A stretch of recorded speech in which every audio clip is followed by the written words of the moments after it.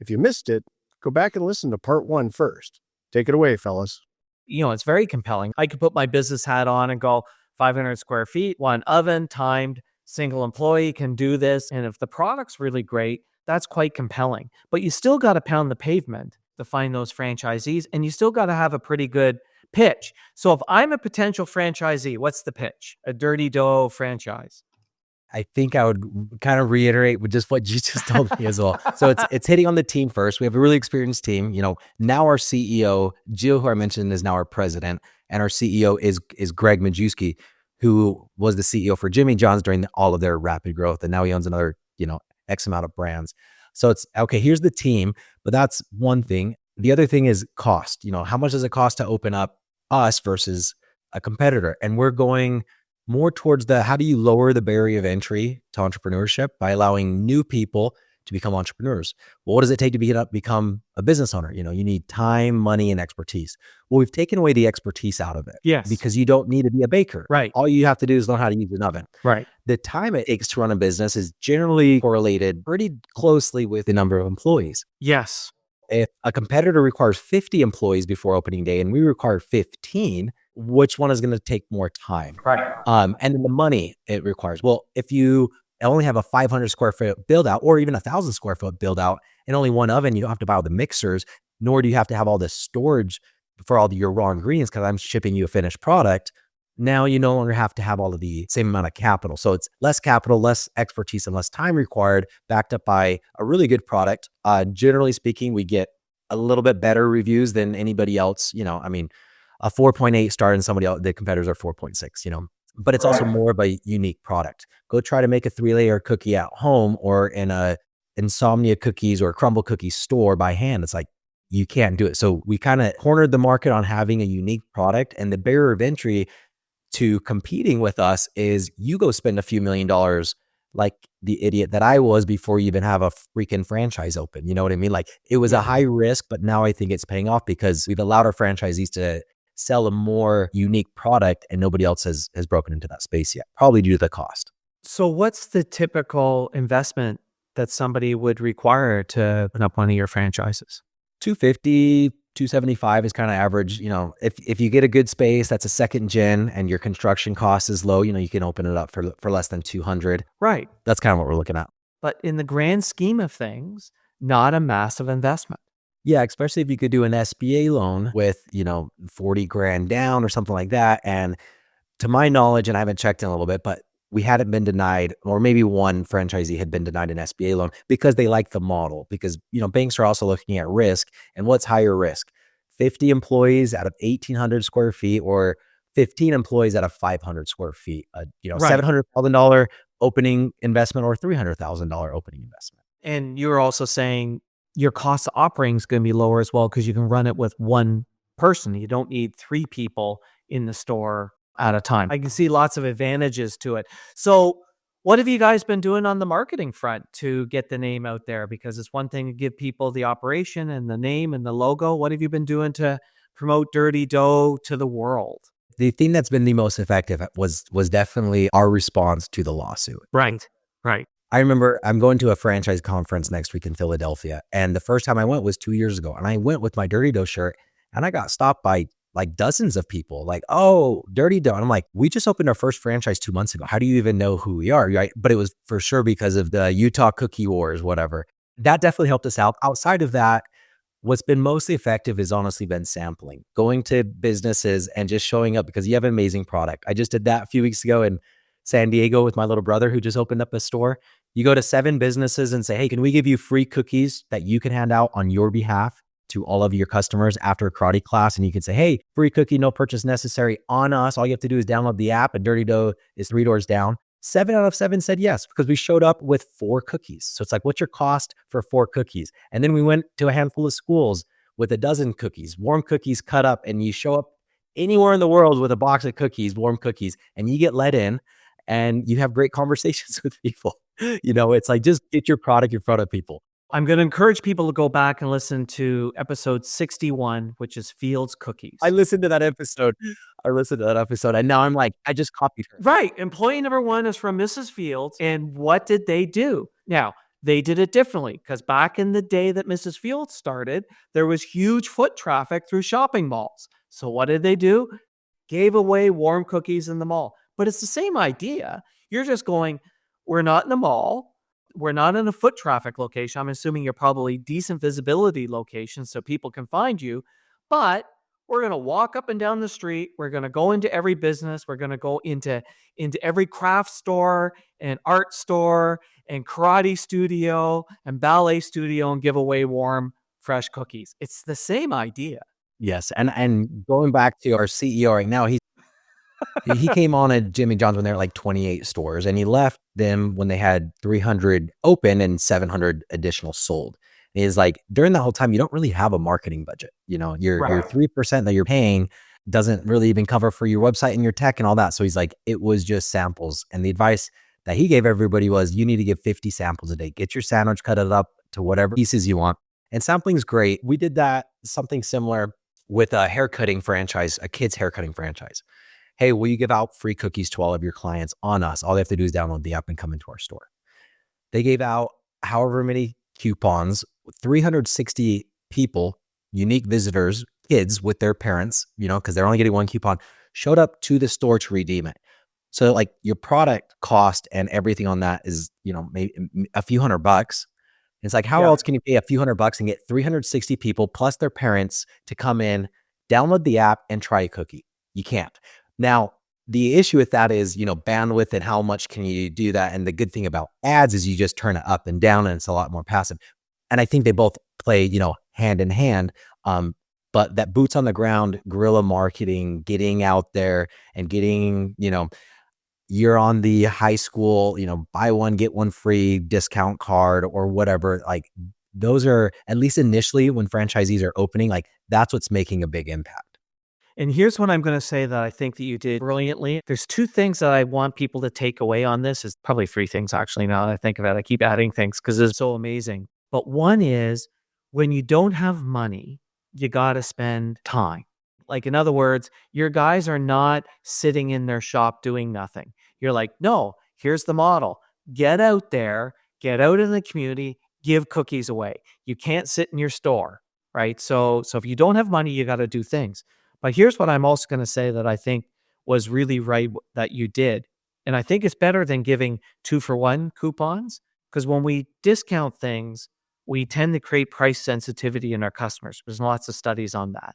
But that doesn't apply when you give things away for free because no one expects a second one for free. But when we get a 2-for-1, we expect 2-for-1 again in the future. So I think what you guys have done that's brilliant is the free. I'm giving it away for free, right? And yeah, there'll be some people who will never come back because they're not cookie people and whatnot. But for each one of those, there'll be a few people who go, these are amazing. I'm going to go buy a box. Yeah. I mean, and even of those 360 people that came in, it still accounted for, I think they did a pretty terrible job at upselling, but it was still, they still made way more money than it cost them to make those guys. Sure. Because you come in for one cookie, but it's the mom taking out 2 of their kids, only one of them's getting a haircut, and you can't just buy one kid a cookie, you know? Yeah, the free thing is brilliant and great and, you know, proven. So fantastic. The other thing I think that's been really good again, and it shows your boots on the ground, is the calling out, reaching out to people and saying, hey, I'm thinking about franchising. Can you give me feedback on it? And learning all of that, I think, is something, again, that people can learn from. You didn't sit back and just get on the computer and research things and whatnot. You spent time in front of people. That's what guerrilla marketing is all about. So I was living in San Diego and there's a brand called Everbowl. They're probably around 100 locations. I just cold messaged the owner and I'm like, hey, I don't live that far from you. I'm starting a franchise. I would love to sit down and talk with you. I didn't think he'd respond. He did. Jeff Finster, great guy. And I'm like, hey, here's my model. I'm going to sell franchises in packs of 5. So your first location is going to be 2,500, 3,000 square feet. And that's where you're going to house your machine. And then after you get that up and running, then you can open up 2, 3, 4, and 5. You buy a Sprinter van, whatever, and then you're delivering cookies. And this guy looks at me just as serious as can be. He's like, that's going to fail.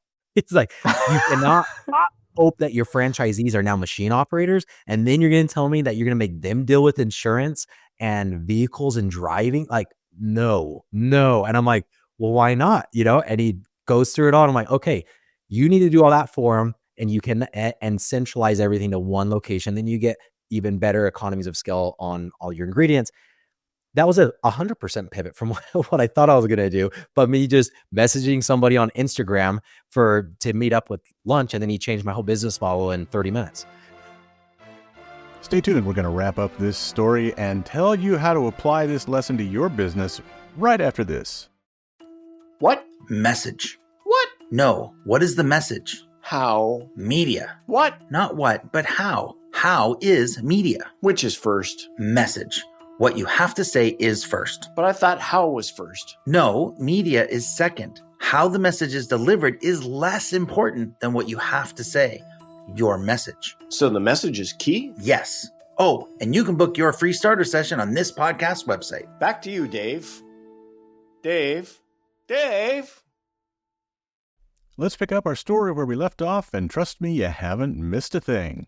That was a 100% pivot from what I thought I was going to do, but me just messaging somebody on Instagram to meet up with lunch. And then he changed my whole business model in 30 minutes. It's interesting because founder of the Wizard of Ads group, Roy Williams, very early in his advertising career, what he did is he went out and he interviewed businesses. And it wasn't like a podcast interview. This is back in the days where you just sat down and said, hey, tell me about your business. I'm wanting to learn about business. What have you done that's really successful? What have you not done? But again, it was collecting of all of that knowledge that he then put together the piece, said, wow, the people who are really successful and from what did it this way. So that's what I'm going to take out into the world. And yeah, I think we've lost this art or this psychology of going out and talking to people. And yes, it's harder today because you don't have big board of trade meetings and things along that lines, but you still can. It goes to show that you can reach out to a bunch of people and there will be people who will say, yeah, I'll talk to you, especially if they don't feel like you're trying to sell them something, where it's just, I'm thinking about starting something. Can I run some ideas past you? Sure. Yeah. Greg Majewski, again, our current CEO and the Jimmy John's CEO, cold messaged him on LinkedIn a year and a half ago or 2 years ago. Took me 6 months to get him on the board and then a year to get him as CEO. It is. People ask me all that. You're like, it was a cold message. I'm like, yeah, we've also raised 8 or 9 million, pretty much all off of cold contacts, or asking a warm contact for a referral. And they're like, oh, you didn't have any connections before that? And I was like, no, but I sold Cutco and I did door to door and I've knocked tens of thousands of doors and I served a mission. Like, I'll just keep going till I find it.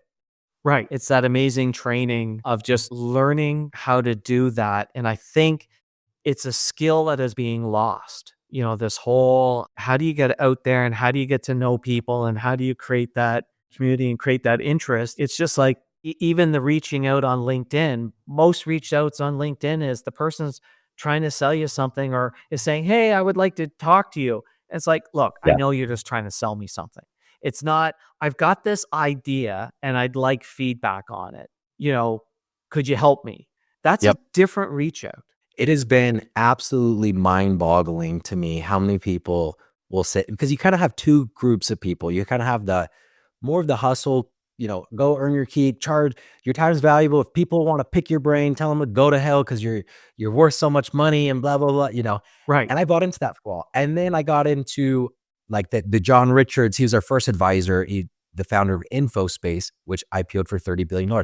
You talk to somebody, that's a different business world than guys, running a coaching program or whoever's giving different advice. And he's like, no, you give other people your time and you network for free and then other people network for you. Like right now, the decisions that I'm making, we have a deal on the table, and an investment deal. I was like, okay, should I take it or not?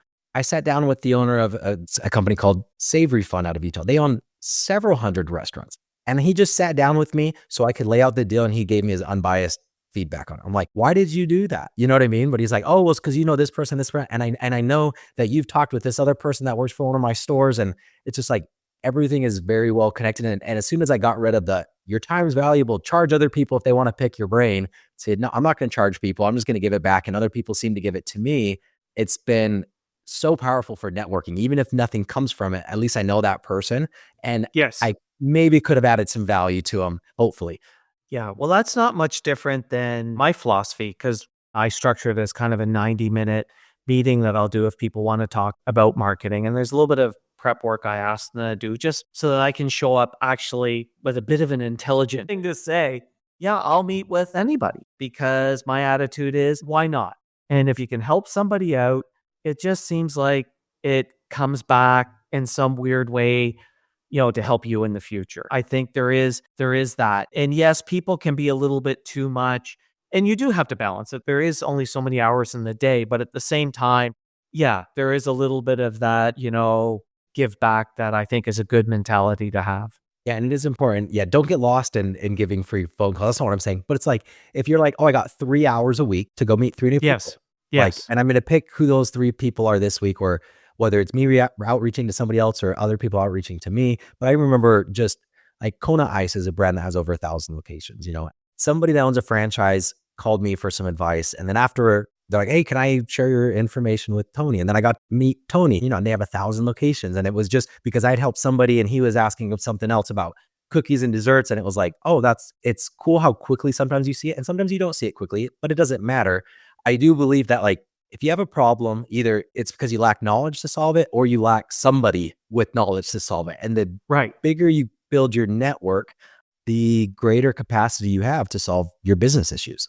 And the other thing I think that you've done, and I can just hear it in the way that you're talking, even when you got bad news, like that won't work. And here's the reason why. There's 2 things that you did. One is you didn't let that defeat you. So you went, okay, I got to rethink this model. But the other thing is you listened to the advice of this person who is highly knowledgeable. Like, I'm amazed at the number of times that we'll sit down and talk to people and they'll be like, they want the way that they're doing it to be true, even though there's no way it's going to work out. That's fine. It's their life. They can drive that way. But there's a certain point where it's like, no, if this person really and truly is an expert, and often experts will point out that thing that's like, yeah, this won't work for this sets of reasons. And again, it's not to say don't do it. It's don't do it that way. Yeah.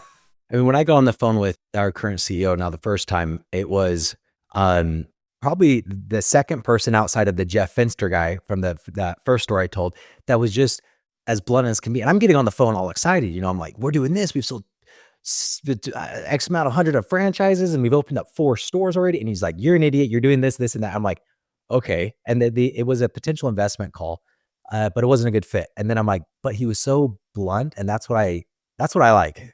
I want somebody confident and be like, that's bullshit. And I know why. And here's the reason. Right. So it wasn't going to go down the investment side, but I'm like, well, what does it take to get you on as a board of advisors, Right. And then we began that relationship because of him just telling me how all the mistakes, and I know all the mistakes that I make. And it's kind of like, okay, well, you can have short-sighted selfishness or long-sighted selfishness. The short side is like, no, I need to be right because, I need to feed my pride. And it's like, no, I want to be right in the long term. And to be right in the long term, it's because I'm listening to people who are smarter than me. Yes. Yes. Now, here's one of the things I'm going to say that I admire about what you did is you very quickly got above that 50 franchise space, because what a lot of people don't realize is 50 and under is Death Valley. It's an awful, brutal place to be because you've got to support all these franchisees, and it's not enough franchisees to make money. Yeah, but the franchisees don't know that. No, they have no idea. It's also not their problem. I bought a franchise, you got to support me, right? But at the same time, you've got to build a business and you've got to recognize, you got to get above that. And I think I'm right on the number. Like, I don't know, am I pretty close on the number? Yeah, I think that's, and obviously if you're a full scale restaurant, the number's a little bit lower. If you're a snack brand, the number would be a little bit higher. What I was speaking to in that though was, it makes it even harder because you have 40 locations and all your franchisees think you're just loaded with money. And you're like, what are you doing with all my marketing dollars? You're like, what marketing dollars? 40 stores, and like, that's nothing. What do we do with that? How do you put up billboards if you're getting 3% from 40 stores? You know what I mean? When do you think you'll hit 250 stores open? Man, I'd have to go look at it again because I feel like it always changes. Give me your guess. We'll end this year with about 90. Next year, I think it was 170. So, a year and a half, 2 years. Okay. What revenue does somebody need to do out of one of the little stores to become profitable? It's going to depend on a few things, mainly just the lease space if you're in Yes. San Diego or if you're in Oklahoma, right? But I've Yeah. seen, break evens, 20 grand a month. Some franchisees Right. are breaking even. Some are a little bit more than that. But when you compare it to like Crumble, they disclose their financials, and if their lowest store I think was doing like 50,000 a month and lost almost 20,000 a month on that, Right. like Yes. it is drastically different. Yeah, but It's not a a big quarter number. million to 350 is where we're hoping our break even is going to be. It's not a big number, which I understand. So what I get why you guys are successful. You've got an easy business to run. It's a low cost to entry and not a big hurdle to get to that profitable space. So for me, it's going to be fun watching growth that you guys go for. So if somebody is listening to this and says, wow, this sounds like an opportunity I want to get in on, what do they do? How do they get started? Who do they reach out to? Go try some cookies. Make sure you like them. And then if and when you do, dirtydough.com, you can get information on franchising, videos and all of that. Apply there and go through the process. Or reaching out to me, bennettmaxwell.com is my website that just has links to all my social medias, LinkedIn, any of that. If you have any other questions outside of the, do I want to buy a store? Because usually that's not why people are coming to me, but that's awesome. And again, it's going to be exciting to watch what you guys are doing. Now, last question. If you are going to give somebody advice who's an entrepreneur and is looking to grow their business, and of course, this is kind of a bit of a tough one because it's all sorts of industries, listen to this podcast. What should they take away from this conversation, and what would you tell them? don't get caught up in the fancy Nancy glamour of entrepreneurship. I mean, some people want to be an entrepreneur just to be an entrepreneur. Like, I own a business, but what are you after? So I've been focusing a lot in the last few years on, you always set material goals. My goal is to have a $10 million business, right? My goal is to have 50 franchises open. But then you hit those marks and it feels good for a little bit. Yeah. And then it doesn't. And it was because my real goal wasn't to have 50 franchises. My real goal is how I thought I would feel when I had 50 franchises open or when we had 10 million in revenue. So it's whatever you're going into, whatever your goals are. If your goals don't include, I want to grow this business to do XYZ because I want to feel this way more often or this often, and a lot of times you'll see that you don't need a $10 million business to have more time with your family, because guess what? You could just be with your family every day. You know what I mean? But set the right goal. And if it's not emotional based, I don't think you're not to the end point, because there's nothing that humans do that we do without the intention of feeling a certain way. That's what I think. That is so awesome. Thank you for sharing that. And I know, just given the fact that you said that, you and I are going to become friends long term, because I love that philosophy. I love that philosophy. Hey, thank you so much for your time. This has been awesome. And folks, check out Dirty Dough. It's pretty cool. And you know what we're all looking forward to? We're all looking forward to when we see Dirty Dough as $1 billion business. There we go. Me too. Thanks, man. I just need to survive till then. You will. It'll be great. Yes, please share us, subscribe on your favorite podcast app, and leave us a big fat juicy 5-star rating and review at Apple Podcasts. And if you'd like to schedule your own 90-minute empire building session, you can do it at empirebuildingprogram.com.